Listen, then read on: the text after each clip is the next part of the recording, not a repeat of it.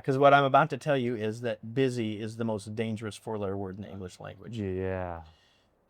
In part because if you and I are meeting, or we're down on the show floor, we're chatting, Yeah. and I haven't seen you in a while. I say, "How you doing?" You say you're busy. The first thing you say, "Oh yeah, me too." And we both give ourselves a pass, and neither one of us talked about what we're actually getting done.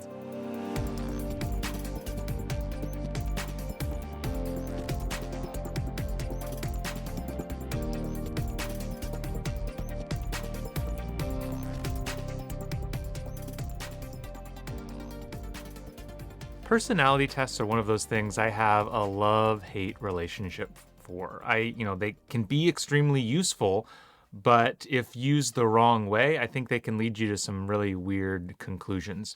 My guest today, Kevin Eikenberry, feels the same way about a lot of different tests, specifically leadership tests and leadership styles.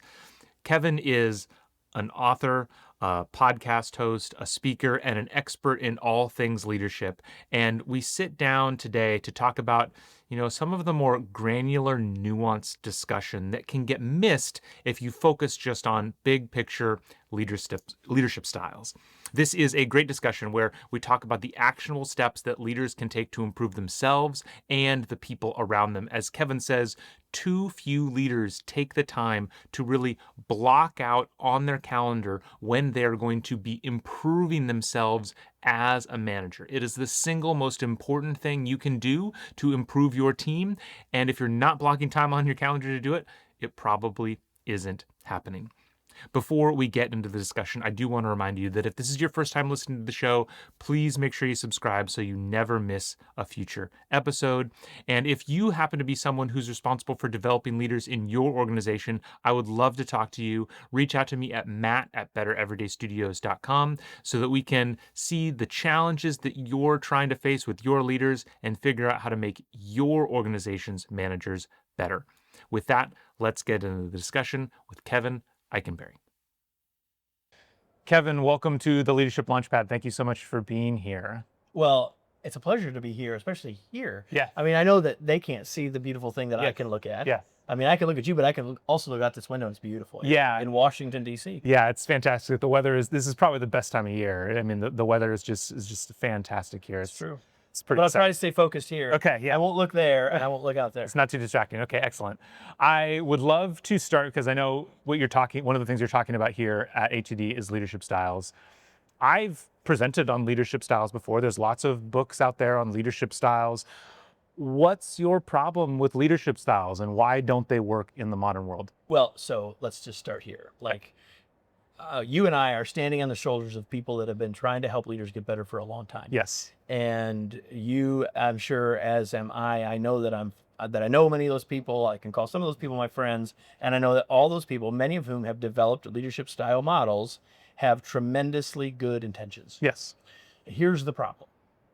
The problem isn't necessarily with the model. Okay. The problem is with how all of us apply or use that information. So here's the I love it. So here's the deal.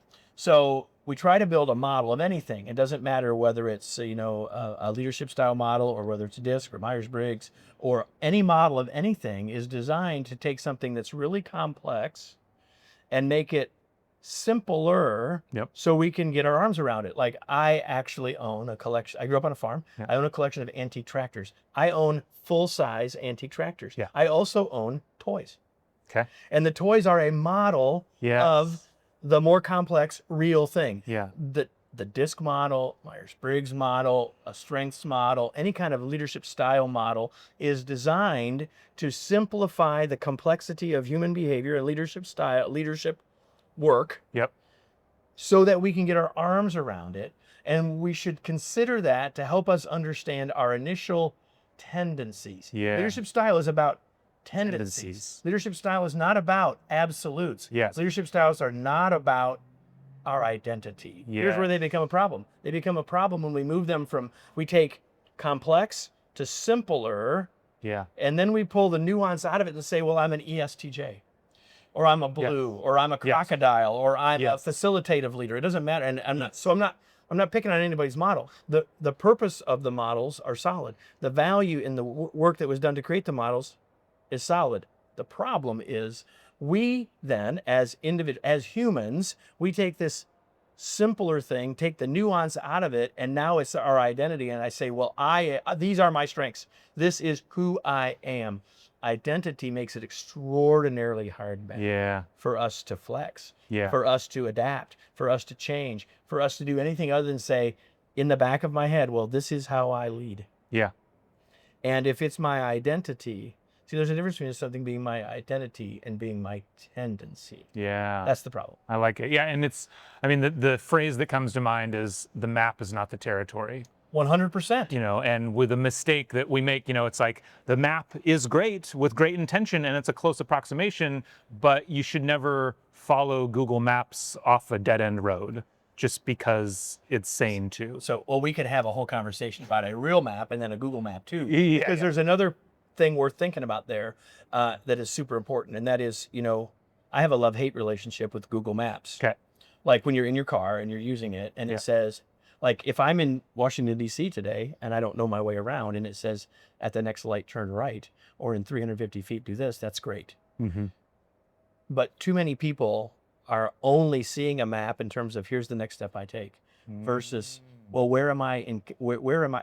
I'm in Washington, D.C., but where does Washington, D.C. fit? And like, where's the water and where's this? So what we as leaders must do is look at a higher level. Yeah. So like I grew up with a road atlas. And if I look at a road atlas, I get a different view than if I look at what Google Maps is telling me to do in the next 12 seconds. Yeah. And I'm not saying there's never a time to know in 350 feet turn left. I'm not saying that. Yeah. What I'm saying is if that's all we do, we don't have context. Too many leaders are leading like that. They're just they're living and leading at what's right in front of them. What I would call a worm's eye view. I see this tree. If I'm a worm, that's all I see. That is different than if have a bird's eye view. Yeah, and because that really is, again, in that to simplify things, to narrow them down, that's what it promotes is very often you end up with very actionable checklists of saying, because X, I do Y, and you don't necessarily get deep enough to understand why somebody wrote that.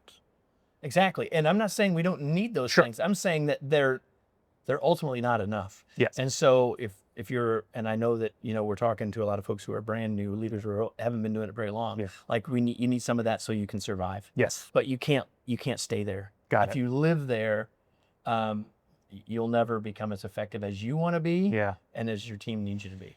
So then how do people start zooming out a little bit then? What are some of the first steps that you can take to get more of that context so you're not always looking at that worm's eye view? Well, the first thing is recognizing there's a difference, right? So that's the first thing. And the second thing is then I've got to find time. I've got to make time to get out of the daily work. I've got to take time to think about what's going on with my team. Yeah. To step back Yeah. mentally and emotionally. Because if you are living in your task list, even as a leader, like, listen, you got to become a leader. Many people got to be leaders because they were good at the task list. 100%. Right? 100%. And because they're good at that, well, we're going to, Yeah. you're a great engineer. We're going to make you a leader. Yep. You're a great whatever. And we're going to make you a leader. And you were excellent at being on projects and getting things done. Now we're going to make you the leader of the project team. Yeah. Okay. Awesome. Except, if you just stay in that task mode, Yeah. and you're never looking up and you're never looking out, your team needs you to have a perspective that they don't have. Yeah. And if you don't take the time to create it, you can't get it to them. Yeah. I've got the opportunity to work at a lot of extremely high performing companies. And I have a friend of mine who's worked at even more of them. He's kind of bounced around. He's always been like the first HR person at a number of these startups that have grown really quickly and been really successful. And I was having a conversation with him the other day, and I just said, given the things that you've seen, what makes it different? Like why are these companies that you're working for being so successful?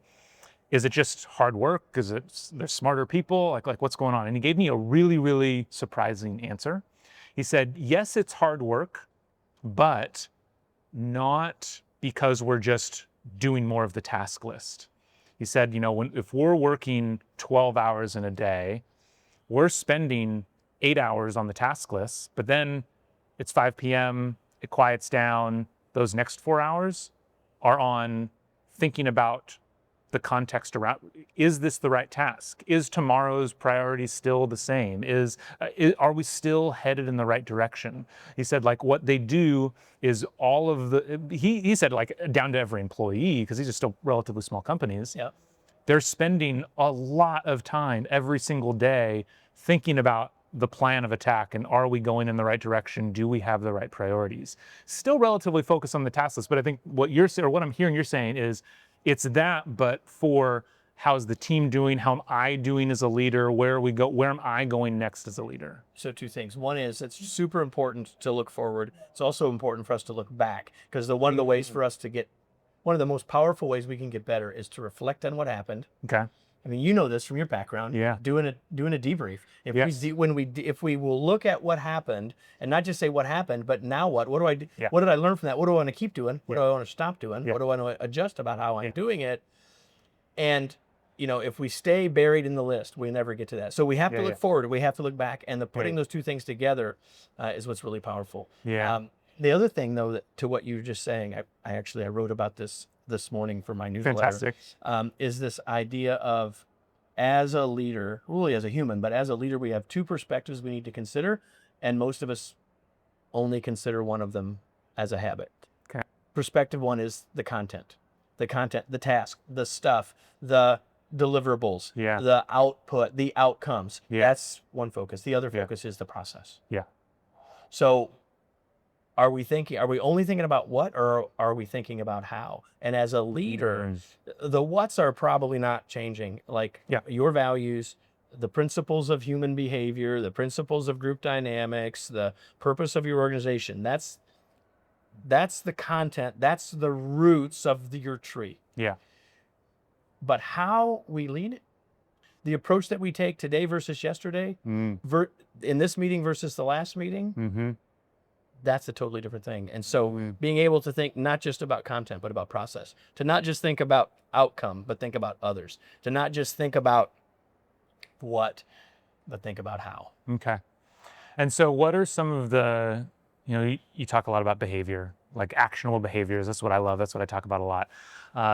What are some of the ways that you've seen people successfully start to do that? Like, are there any, tactics or tips for, I guess I'll say two things. First, you mentioned making time. One, how do people make the time to do that, to make it a habit of thinking about it? And then two, in that limited time, what are some of the best ways? Is it just reflecting on back, doing your own personal debriefs? What are some other tactics? Well, that's certainly part of it. But let's talk about the time thing for a second, because my grandmother was never alive to hear me say this, and she would disagree with me. Okay. Because what I'm about to tell you is that busy is the most dangerous four-letter word in the English language. Yeah.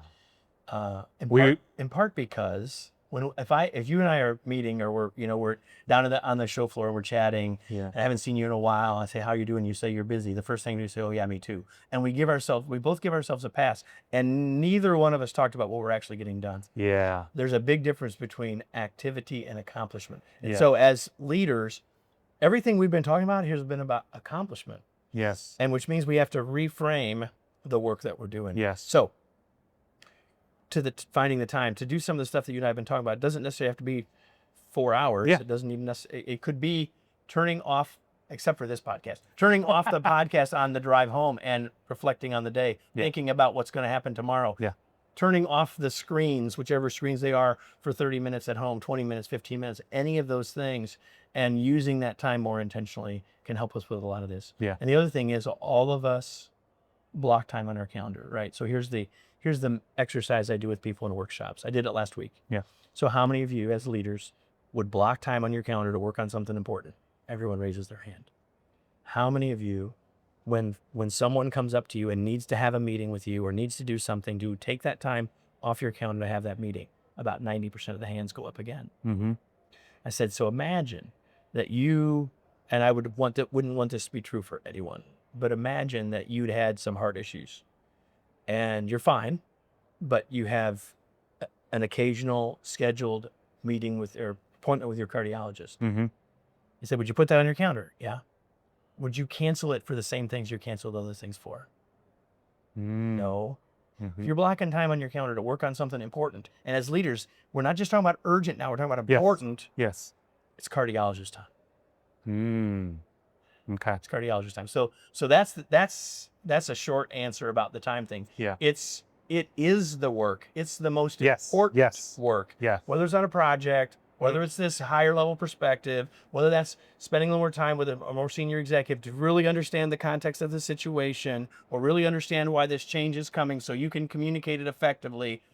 Any one of those things, as opposed to just next thing on the list. I love it when you say it is the work. It sparked Stephen Pressfield's The War of Art in in my mind, because he's talking about it from a creative lens, but he's talking about like being a professional, right? Yeah. And really what you're saying is like, no, taking the role of being a manager seriously, of this is now your profession, as something that you and the work is exactly what you're talking about.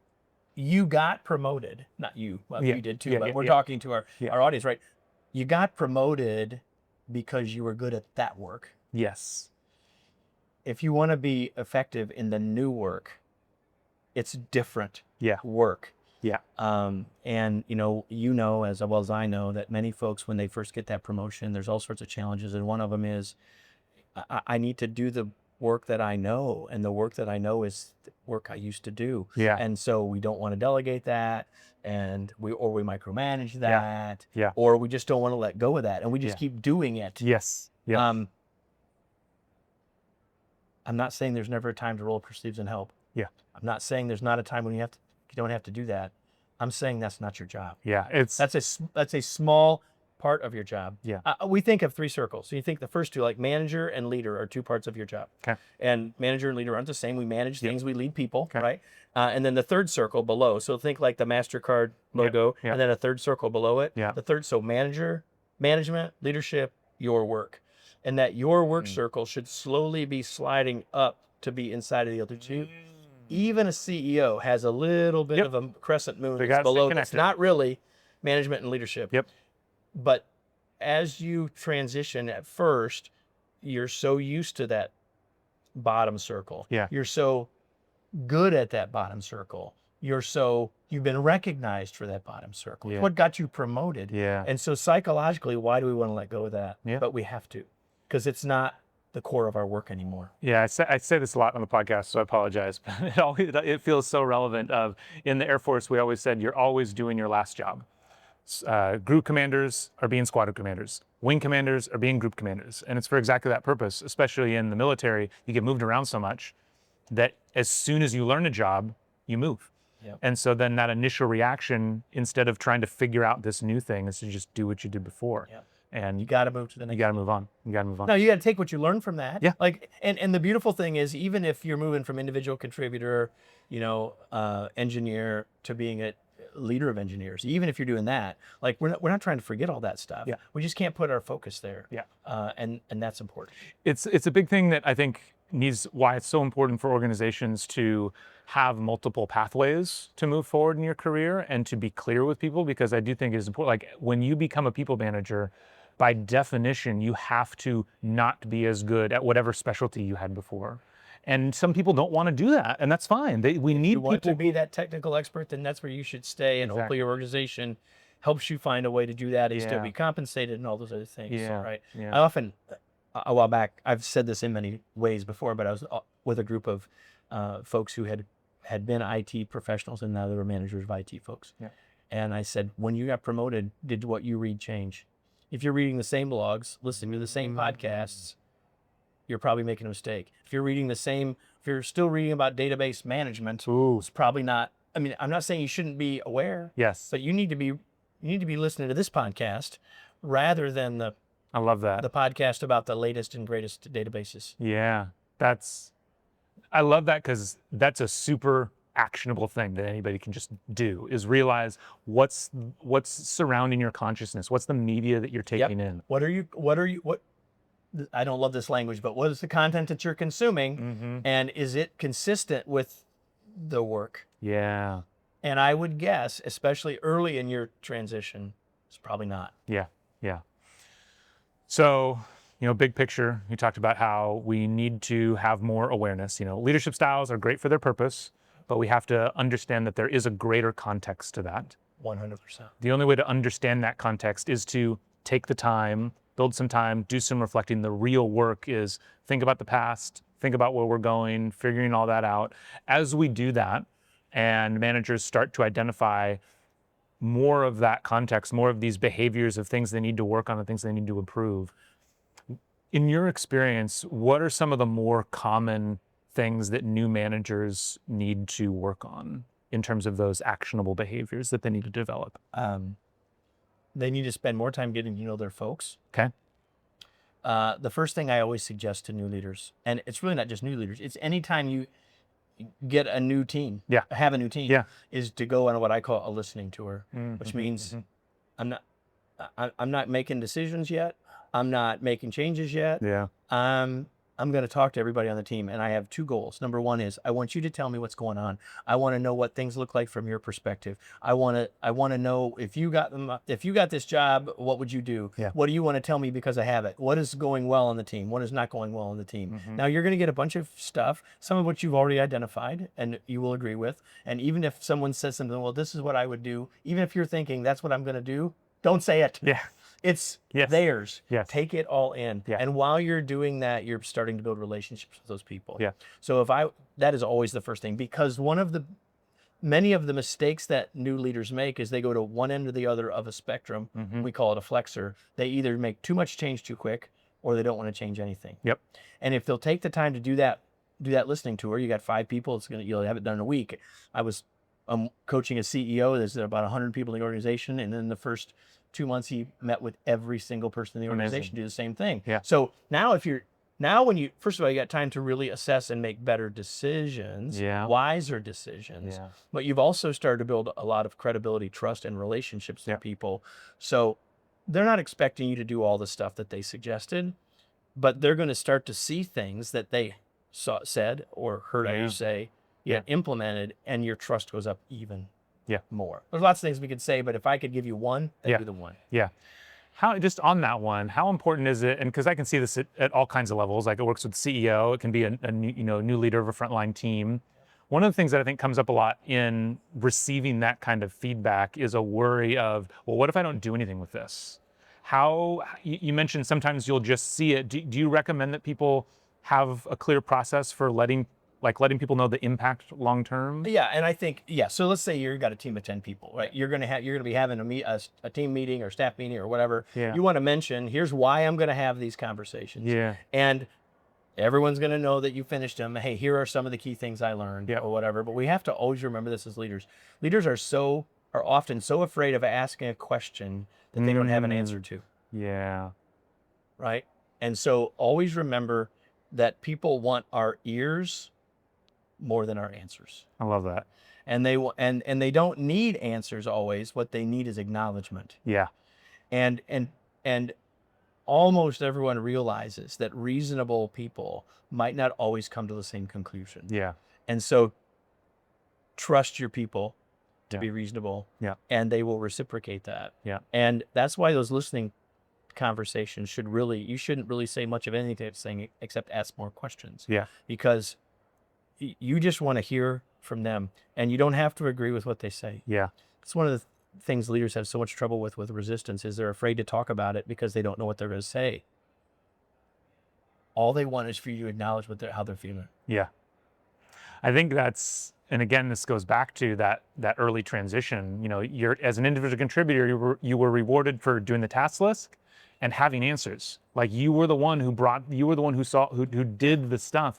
And we have to train ourselves to just stop, just not respond, not immediately say something back or provide an answer. Here's the thing. If someone comes to you, virtually or otherwise, with a question, and you give them an answer and you're thinking, I'm just being helpful to them, then you have taught them by your example, this is how we play. I have a problem. I have a question. I come to Matt. He gives me an answer. Oh, that's how this works here. Great. That's the game. Yeah.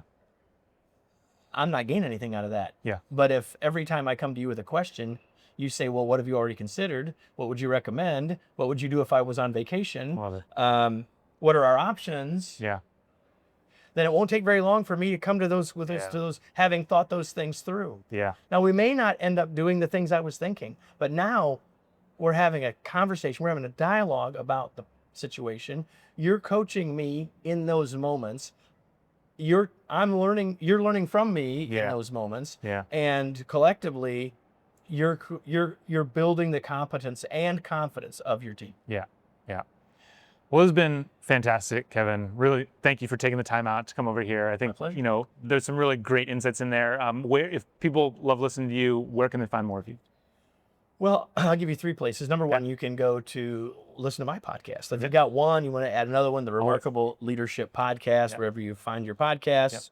If you connect with me on LinkedIn, I'd love for you to do that. And all of our podcast episodes are first live streamed there. So once you're connected with me, you can actually, in most cases, find out about them, watch them live, participate in them if you can. Excellent. 6-ish weeks before they go on the podcast. Excellent. And you can always go to our website, kevineikenberry.com, where you can find all about what we're doing, the projects and products and services we provide, and all those sorts of things. Perfect. Well, Kevin, thank you so much. It was a pleasure. Yeah. Thanks. Bye. Thank you so much for listening to today's show. If you are looking for help turning your organization's great engineers into great managers, me and my team at Better Everyday Studios would love to help. We deliver targeted and interactive training workshops that are designed to help build the 3 fundamental skills of any new manager: building trust, giving feedback, and setting goals. Reach out to me through matt@bettereverydaystudios.com so we can start making your organization better every day.